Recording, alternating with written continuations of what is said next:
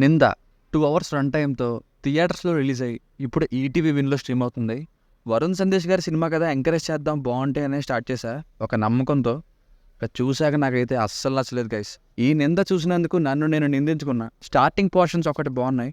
ఇంకా climax twist అది కూడా మధ్యలో చూపించే ఒక సాంగ్ చూస్తేనే డౌట్ వచ్చింది అది ఏంటి అన్నది. ఇంకా ఇలా తీద్దామనే ఐడియా.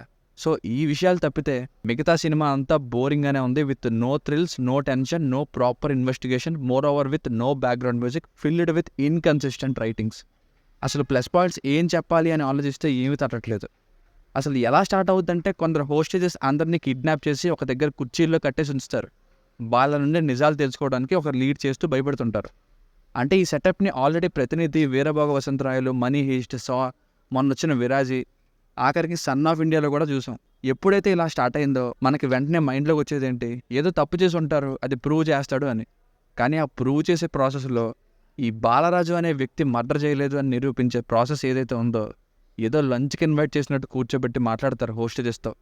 ఒకనొక సిచ్యువేషన్లో ఒక ఎస్ఐ అంటాడు నేను వెళ్ళిపోతానని లేచి వెళ్ళిపోతుంటే వరుణ్ సందేశ్ గారు నెక్స్ట్ మీ దగ్గరికి వస్తున్నా అంటారు. ఈ సీన్ ఎగ్జాక్ట్గా ఎలా అనిపించిందంటే ఎంతసేపు ఇంకా ఆర్డర్ తీసుకురావడానికి అని కస్టమర్ అడుగుతుంటే నెక్స్ట్ మీ ఆర్డర్నే సార్ అది వచ్చేస్తుంది అని చెప్పినట్టు ఉంది. అస్సలు భయం లేదు గైస్.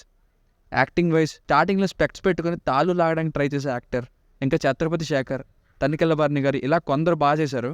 అండ్ వరుణ్ సందేశ్ గారి యాక్టింగ్ బాగున్నప్పటికీ ఆ రోల్ సెట్ కాలేదనిపించింది. అది అతనే అని స్టార్టింగ్లోనే ఆ డైలాగ్ డెలివరీకి సైడ్ నుండి మాస్క్ లోపల కనిపిస్తున్న ఆయన ఫేస్ని చూస్తేనే చెప్పేయచ్చు. మళ్ళీ 40 మినిట్స్ తర్వాత స్పెషల్గా ఇది వరుణ్ సందేశ్ గారు అని చూపిస్తారు. మిగతా వాళ్ళ యాక్టింగ్ మెయిన్గా సెకండ్ హాఫ్లో క్లియర్గా తెలిసిపోద్ది. డైలాగ్ ఇచ్చారు చెప్తే సరిపోద్ది అన్నట్టు ఉంటుంది యాక్టింగ్ అంతా.